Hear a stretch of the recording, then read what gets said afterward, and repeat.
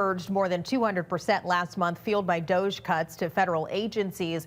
Now some Missouri Democrats are targeting the head of DOGE, Elon Musk, and his company, Tesla. A ballot initiative was filed that would force Tesla stores in St. Louis to close. Our Missouri Capitol reporter Hannah Falcon spoke with the petition organizers about why they're doing this.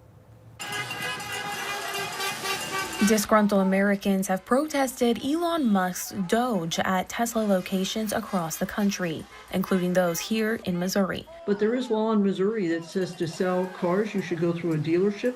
Tesla operates on a direct-to-consumer business model.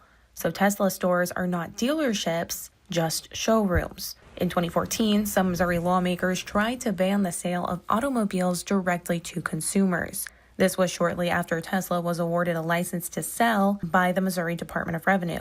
After a years-long legal battle, Missouri courts decided Tesla is allowed to sell cars direct to consumers. An unelected billionaire from South Africa is playing a very substantial, significant role in the process of our taxes right now. Well-known Missouri Democrats Deb Lavender and Brad Ketcher organized this petition that would force the closure of Tesla stores in Missouri. Lavender tells me this is in response to Elon Musk's role with the Department of Government Efficiency, which has laid off government workers across the country. Being an unelected person in our nation doesn't feel that that's the structure that our democracy is built on. Missourians and the country voted for an administration that would right-size the size of government to make it as efficient as possible. The bill this petition is imitating was actually introduced by Governor Mike Kehoe back when he was a state senator over 10 years ago. Before his career in politics, Kehoe was a car salesman and business owner.